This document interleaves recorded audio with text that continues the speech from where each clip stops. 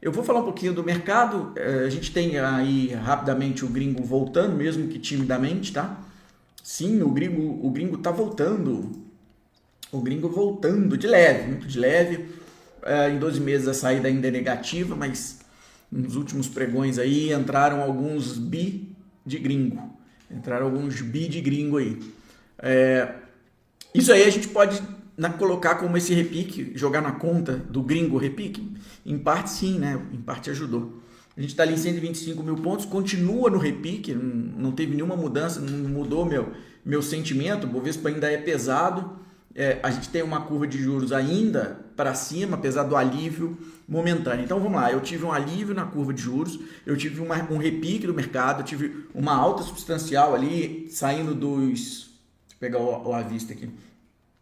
Saindo do 118 indo para o 125, a gente tem um DI aí caindo entre a máxima e agora um base point, que é muita coisa.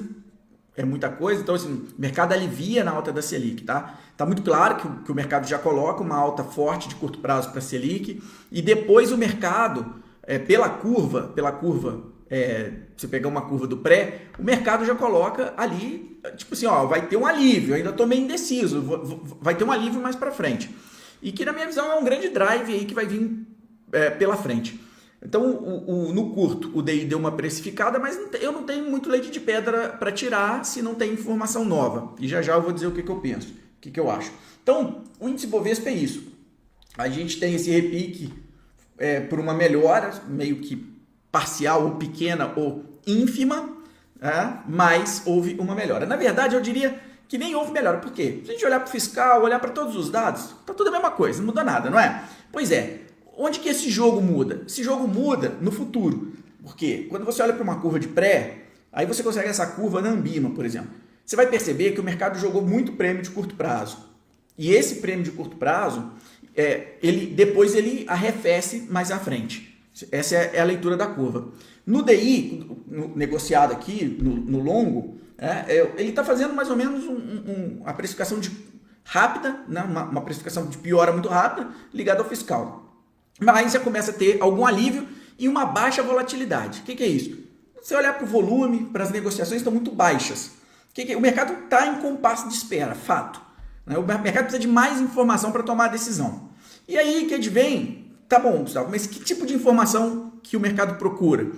Se você olhar para as questões cruciais de risco hoje, porque eu já falei isso aqui diversas vezes, a gente tem dois riscos no mercado. Você tem o risco do mercado, o risco que a gente comumente chama de sistêmico, que você pode colocar na conta o cabaré, você pode colocar na conta um avião que cai no World Trade Center, você pode colocar na conta a Rússia que invade a Ucrânia. Cara, tudo isso gera risco sistêmico, tá? Tudo isso. Uma guerra que aumente, não sei o que e tal, tudo gera risco sistêmico. Uma pandemia, o que quer que seja, você pode jogar numa conta aí de um risco sistêmico. E você tem o risco da empresa, que é adicionado ao risco sistêmico, ok? Tá bom, dito isso, eu até esqueci o que eu ia falar, mas vou lembrar, calma. Ah tá, dito isso, risco associado à empresa. Eu não vejo nenhuma empresa em alto risco, pelo menos as que eu acompanho. Claro que você vai achar, se pegar ali um varejo, pegar uma outra aí qualquer, você vai achar problemas. Tá? Agora, na grande parte das companhias, não tem tanto problema. Saiu o balanço do Itaú agora há pouco, o lucro em linha, um lucro de 10 bi, se eu não me engano, dá até para olhar aqui, é um lucro forte. Vamos ver o lucro do Itaú aqui. 10,8 bi no quarto tri. Né? Veio em linha, apesar de uma alta de 15%, foi em linha com as projeções. Quer dizer, por enquanto a gente não está... As empresas estão entregando resultado. E a minha expectativa para essa sessão de resultados é que a gente siga nessa linha de bons números, ou seja, a gente vai ver o lucro crescendo e os preços sendo então massacrados pelo PL. Porque se eu tenho um aumento na linha de lucro e o preço não sai do lugar, ou até cai, eu achato ainda mais valuation, torna o negócio mais atraente. Esse é um ponto. Bom, diante disso, o que poderia destravar valor seria só ou o que está travando valor é o risco sistêmico. Né? Concordam comigo, sim ou não? Por quê? Se eu tenho o lucro do Itaú em linha com o projetado, que era uma alta de 15%, e ele entrega. Bradesco deve estar ali, deve entregar entre 5,8 bi, mais ou menos. que é uma alta de quase 80%, mas o Bradesco vinha de problema. O mercado já jogou preço nele hoje também. Então o setor financeiro subiu bem hoje. Então você vai vir, esse setor financeiro é o primeiro a entregar resultado, vai vir forte. Ou já começou a vir forte e deve continuar vindo forte. Na hora que chegar nas outras empresas, provavelmente a gente vai ter resultados fortes. A gente tem uma safra recorde projetada. Quer dizer, olhando nesse espectro, onde tem problema aí? Não estou vendo muito problema não, ok? O problema, ele começa a aparecer depois dessa alta do pré. Falei que no curto ela estende jogando preço, que é o que aconteceu com o DI. O DI subiu de agosto de 24 para janeiro de 25, 4 basis points.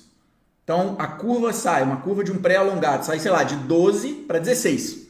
Isso é muita taxa que o mercado jogou. Tá? Você viu o IPCA negociando lá a 6 e quase bateu 8. Isso é muita taxa que o mercado jogou. Ou seja, o mercado imputou muito risco. E agora parou. Ué, acabou o mercado agora? Tá de bem? Não, não tá de bem. Mas é que o mercado sabe que foram 2 anos desperdiçados, jogou prêmio nisso, tem mais 2 anos. Tá, até quando tem mais 2 anos? É isso que o mercado olha. Será que serão, depois desses 2 anos, mais 4 anos dessa política desastrosa? Ou numa política que não se faz nada? Ou não? Esse é o ponto. Esse é o drive. Tá? Aí entra um ponto aqui que não é minha praia, mas eu vou dar palpite. Que é a questão política. Por quê? Porque é risco sistêmico. Quando você identifica mudança, tem muito dinheiro na mesa. Ou seja, é hora de começar a acumular. O que eu quero dizer com isso? Eu quero dizer que eu tenho Estados Unidos e outros países da América fazendo uma guinada forte à direita.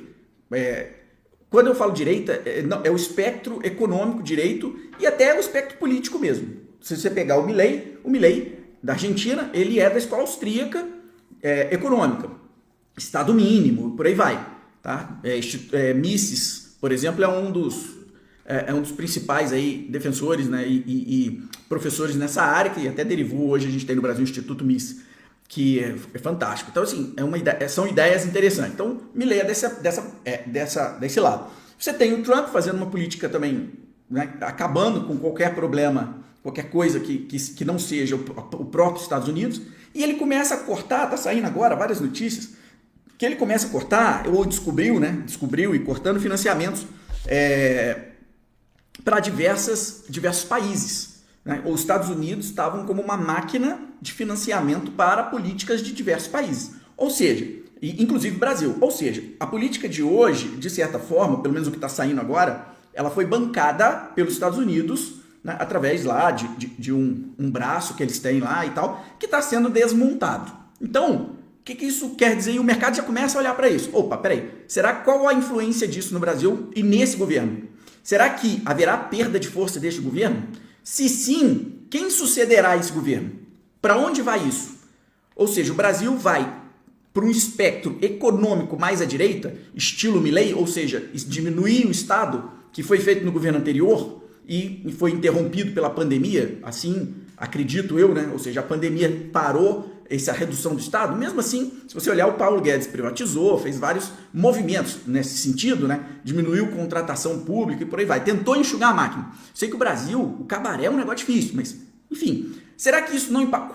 Quão isso impactaria o Brasil? Então, essa é uma conta que fatalmente o mercado começa a fazer. O mercado já começa a querer entender para onde vai essa conta. Por quê? Porque tudo se resume ao tamanho do rombo fiscal. Ora, se eu tenho então uma guinada, pelo menos em 26, uma mudança no espectro político e o Brasil guinando, não diria nem a uma política mais austera, à direita mais ao centro, cara, essa bolsa dobra, na minha opinião, dobra. Vários papéis triplicam de preço. Só com isso, vários papéis triplicam de preço. Tá bom, mas isso não vai acontecer, Gustavo. Isso não vai acontecer por isso, por aquilo. Eu também achava que não. Só que veja bem, estão saindo notícias de que o buraco é mais embaixo. Vamos ver até onde isso vai. Mas que o espectro político dominante foi bancado por dinheiro americano. Isso tem um cara, não é aqui no Brasil falando, é um cara lá nos Estados Unidos falando, que fez parte de tudo isso. Então, se seca a fonte, e aí? Para onde vai? O que vai acontecer? Então, na minha leitura aqui, o mercado está parado porque ele também não sabe para onde vai. Eu também não sei para onde vai. Eu só estou entendendo o que está acontecendo, o que aconteceu com o Brasil nos últimos anos. Principalmente, isso deriva de um aumento do gasto público. Tá? Então, a gente tem uma política econômica que até que se prove o contrário, até que se prove a verdade, foi bancada com dinheiro de lá de fora. Então, houve-se eleição com dinheiro lá de fora, com uma série de coisas. E aí? Para onde a gente vai?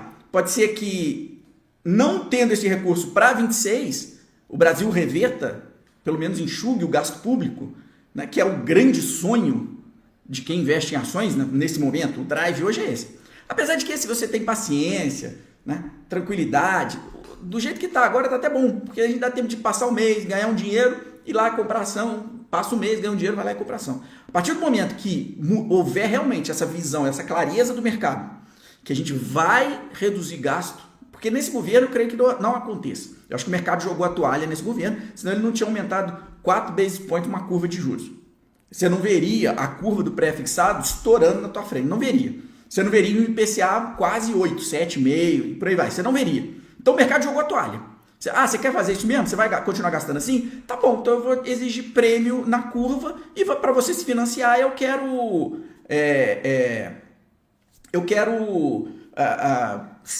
IPCA mais 7,5 e pronto. Tá? É isso que o mercado faz. O mercado ele não tem mimimi.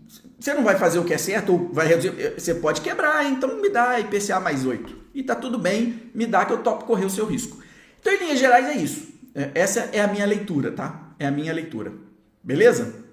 Bom, diante disso, se o cenário que se desenha e que se avizinha em todo o hemisfério, em toda a América, vai impactar o Brasil. E se você olhar, veja bem, nós tivemos uma eleição do Trump e depois uma eleição Bolsonaro, à direita. Depois o Trump perde lá, Bolsonaro perde aqui. E se você olhar, não vou ficar falando aqui, mas vários fatores que aconteceram lá, aconteceu aqui. Vários, tá? Né? De invasões, aquelas coisas, tudo é a mesma coisa. Ora, se houve uma guinada lá, por que não uma guinada aqui em algum momento? Não sei nem com quem. Ah, mas quem que você acha que vai para 26? Não sei quem vai para 26. Não sei quem vai. Agora, eu fico de olho no mercado. O mercado começa a aliviar a curva. Se você pega o pré também, ele aliviou a curva. Ou seja, por que o mercado alivia a curva mais à frente? O que o mercado espera? O que o mercado está precificando? Então, tentando decifrar isso, trazer para vocês, essa é a minha única resposta que eu tenho, minha única leitura para essa resposta. Quer você goste ou não. Não estou nem aqui definindo que lado da moeda que você está, meu irmão. Que isso não me interessa, tá? O que interessa é você conseguir entender o mercado para ganhar dinheiro. É isso que me interessa, tá? Mas o espectro que vai para um lado ou para o outro, eu não estou nem aí, né? O que me importa é que a coisa seja feita da forma correta. Por exemplo, esse governo, se ele enxuga gasto público, se ele diminui, se ele pelo menos regula os programas sociais para entender se o dinheiro que está indo está tendo retorno, se é criado isso, ou se o dinheiro vai para o que realmente vale a pena, cara, ok, eu chegaria aqui e falaria assim, cara, que baita governo, os caras estão fazendo um negócio, mas não é o que está acontecendo. Gasta-se a torta direita, estoura-se o orçamento, pega dinheiro, passa por fora, ok? Não dá para falar que está tudo bem. Eu olho para o mercado, eu vejo a curva subindo, estourou na nossa cara, pô, é isso mesmo. O mercado não tem outro papel não, dólar 6,30, recuou agora, eu sei, ok? E a curva de juros lá para cima, ponto. Agora, se o mercado começa a virar, eu sei que tem muita gente perguntando, por que está virando? Por que a curva cai? Eu nem muito me preocupo com isso, porque a leitura é olhar para o que está acontecendo no mercado e ela te fala tudo. Agora, o motivo que fez aquela curva empinar, eu não faço ideia. Aí depois você vai pesquisar, você vai tentar se inteirar, aí você consegue chegar a algumas explicações. Beleza?